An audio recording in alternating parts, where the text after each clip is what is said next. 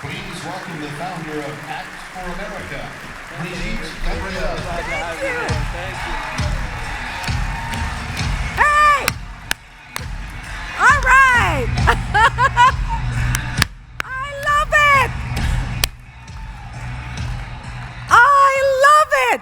Hello, Colorado! Good morning! Okay, come on, stretch a little bit. Get excited, I want to see excitement. Good morning!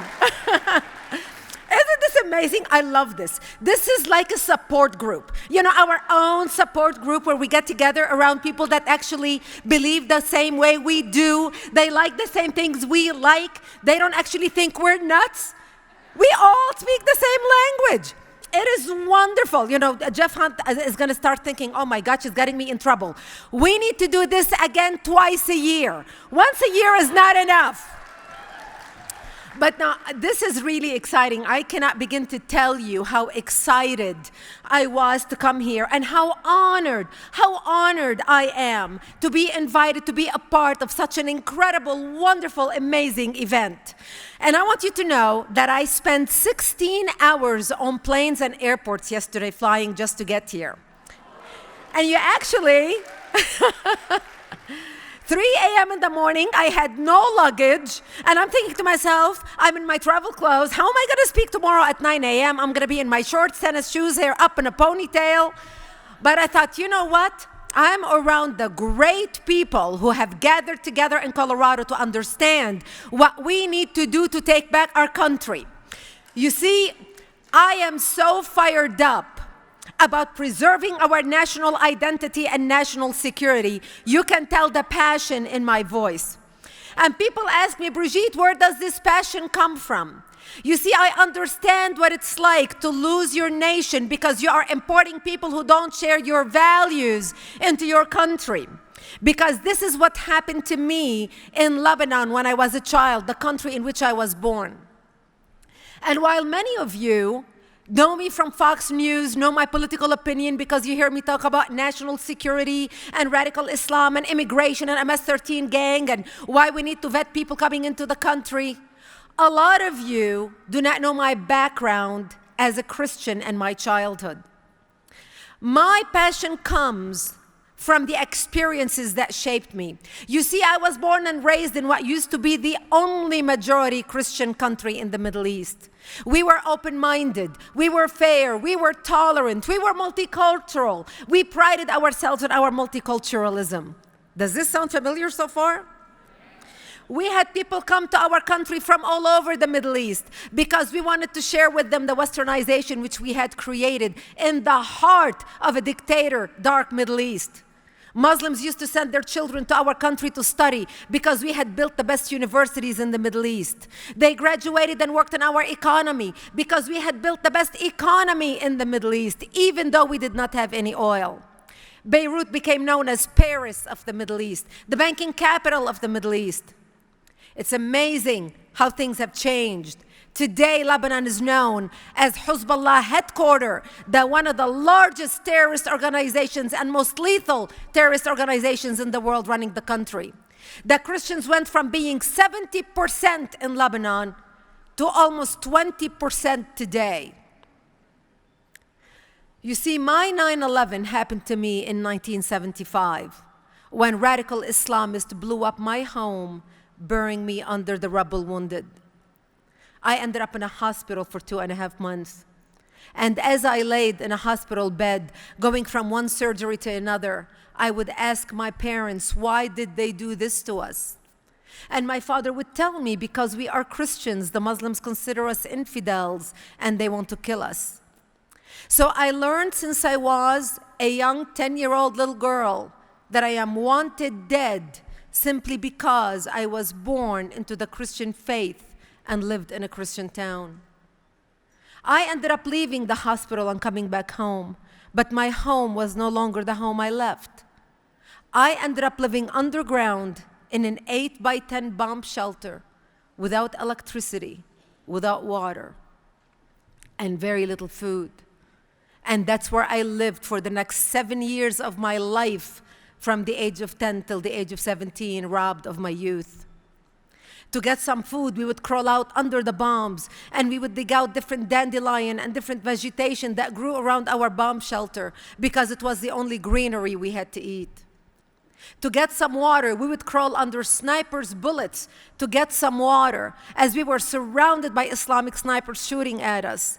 And every time we left our bomb shelter, we would say our last goodbyes because we did not know if we're going to come back alive or dead just to get a drink of water. I remember at the age of 13, dressing in my burial clothes, in my Sunday best, because I wanted to look pretty when I am slaughtered, knowing that when they come to slaughter me, there would be no one to bury me. A friend of ours had stopped by and he said, Brigitte, I just want you to know that we heard a lot of chatter on the radios and we believe we're going to be attacked tonight. And he said, if I don't see you tomorrow, I wish you a merciful death. And he left. And at the age of 13, I dressed in my Easter dress, sobbing, crying, as my mother combed my long black hair down to my hips. As I begged her, I don't want to die. I'm only 13 years old. Please do something. I don't want to die. And there was nothing my mother could say to me. And we sat in the corner of our bomb shelter. And my father opened up his Bible and started reading from Psalms. I shall walk into the valley of death and fear no evil, for thou art with me. And my parents said to me, we lived a long life. You're an only child. You're a young child. We just want you to run. When they come to slaughter us, we'll create a distraction. We just want you to run towards Israel. Go to the Israeli border. Run as fast as you can and don't look back. You see, we knew if we run to the Jews and beg for help, the Jews are not going to kill us because we had more shared values with them than we had with the radical Islamists. Thank God I did not have to make that decision that night, because that's the night when Israel came in physically into Lebanon and set up artillery bases around our town to keep us alive and created the security zone and started working with the Christians, trying to help the Christians protect themselves. And we continued living in our bomb shelter till 1982, when Israel came into Lebanon, invaded Lebanon, working with the Christians in Lebanon, helping them take back their democracy and kick out the radical Islamic element that had taken control of the country at that time. By the time 1982, when Israel came in, we had 11 Islamic terrorist organizations operating out of Lebanon, including the PLO. And that's how we came out of the bomb shelter and back to rebuilding our lives. The same refugees that we had taken in, the Palestinian refugees, had destroyed our country. And we refused to read the writing on the wall when they used to say, we hate you, we don't like you, we want to take over your country, we want to create a base from which to fight Israel, kill the Jews, and throw them into the sea. And they were able to do it because we didn't believe they actually meant it. We buried our heads in the sand, pretending if we ignore the problem, it'll go away. And by the time we woke up, it was too late. I ended up coming out of the bomb shelter and back to rebuilding my life.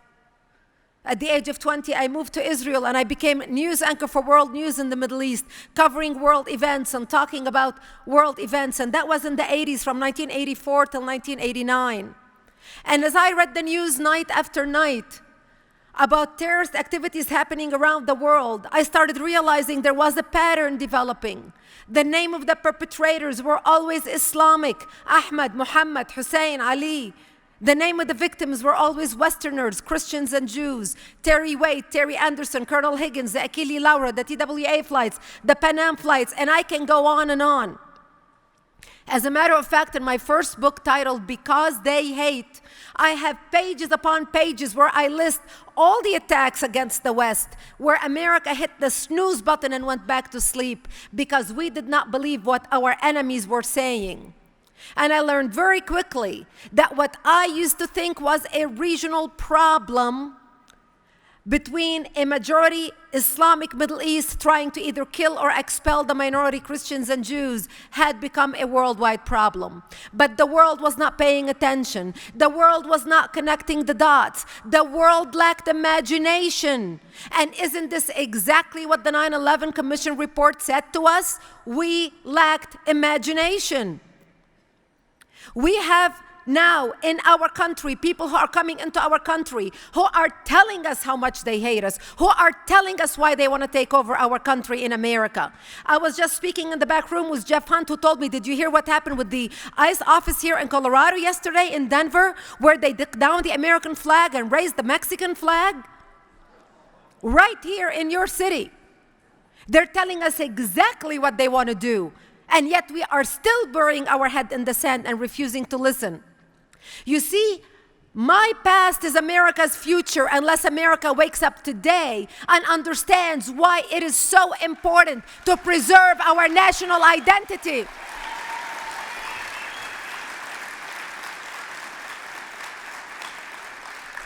I came to America as a legal immigrant. When I was working in Jerusalem, I met an American war correspondent, a journalist who was working with me. We got married in Jerusalem, and we had our first child in Jerusalem, and then we came to the States. So I came to America via marriage. So when it comes to talking and being opinionated about legal immigration, I have earned a PhD in being opinionated about legal immigration.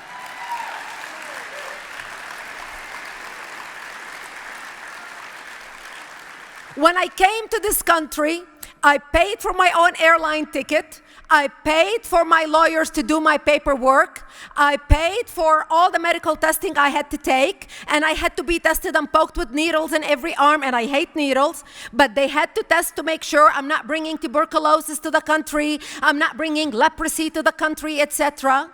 And I paid for it gladly. That was a part of earning the right to be an American citizen. And when I got, that's right, and when I got my green card, I had to study a 2-inch thick book written by the Daughters of the American Revolution about America's history, our Constitution, our judiciary system. And I had to pass a written exam as well as a verbal exam in English before I became an American. I am the type of American who need to come to this country. That's right.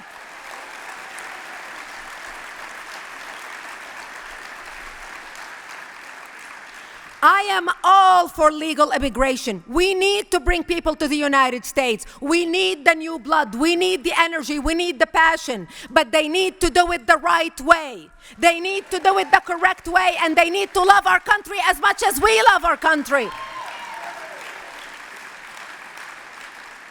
And we need to take political correctness and throw it in the garbage where it belongs and start calling a spade a spade. We are not anti-immigration. We are anti-criminals and thugs breaking the law to come into our country to siphon out of our system. That is unacceptable. When I look at this room, I see a tapestry of color. I see people from all background, all background, genders, colors, everything. America is a melting pot. We all came here one way or another, whether you came here on your ancestors came here on the Mayflower, or people like me who are first generation who came here on the TWA. We came here because we love America and we wanted to be a part of the American dream. And I am sick and tired when I see people talking identity politics and saying, I'm an African American and I'm an Italian American and I'm a British American or Vietnamese American or a Lebanese American. We are nothing but Americans. One Americans. One out of many, we all became one. And I am sick and tired when I hear people complain about America, see all the ills in America. They believe America is not exceptional. America needs to be brought down a few notches to be like the rest of the world. If America was so bad, we'll give them a one-way ticket to get the heck out of here and back to whatever hellhole they want to go to and leave this great nation to us. And while I'm at it, I believe English is the official language of the United States and shall remain so. You want to come to our country? Learn to speak our language. Learn to assimilate. Become a part of the American fabric.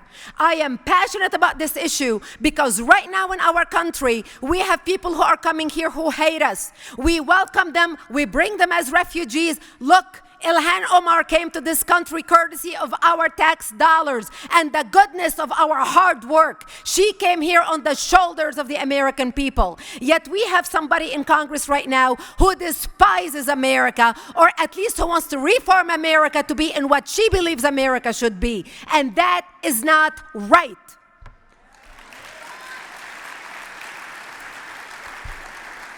But I am not here to just get you all fired up for nothing. I am here to tell you why we need to be activated, why we need to be engaged. I started an organization called Act for America because I realized we need to all come together and act to save our country. Education is important, but education by itself is not sufficient. Education must be coupled with action. We named the organization Act for America. Not think about America, not wish for America, not hope for America, not pray for America, but what? Act for America. So today, before you leave, you make sure you stop by at our booth, sign up to become an activist. It doesn't cost you anything. We want to be able to reach you when there's a bill coming down for a vote, and we want to be able to get you engaged. actforamerica.org. Act for America today has over 1 million members, and we have helped pass 102 bills on the federal level and at the state level. And we need you engaged and we need you mobilized. And also, remember, I'm going to have a book signing at the end. I know they're not going to have a lot of books for everybody. If they run out of books, you can go to our website, actforamerica.org, and get the book. The title of the book is Rise in Defense of Judeo-Christian Values and Freedom, because we all need to rise. And I cannot end my presentation without recognizing all our veterans and our military personnel. Please stand up and be recognized and remain standing, because I have a message for you. Remain standing after the applause. Wow. Wow. Woo! We appreciate your service. Wow, thank you. Kindly remain standing. I have a message for you. Kindly remain standing. I have a message for you. I want you all to stand up. See how humble they are? They sit down so fast. I want to thank you from the bottom of my heart as a legal immigrant who came to this country to be all I can be as an American. You made it possible for me to do that. I want to thank you for my freedom. I want to thank you my freedom of speech, my freedom of religion, my freedom of expression, and every other freedom I have. I know that my freedom is built upon your shoulders and your sacrifice. I want to thank you for every night you slept away from home. I want to thank you for every holiday you missed being away from your family. I want to thank you for every childbirth you missed, for every sacrifice you did. You're not only my heroes, you are the heroes of millions of Americans who are unable to stand in this holy ground before you today. On their behalf, I thank you.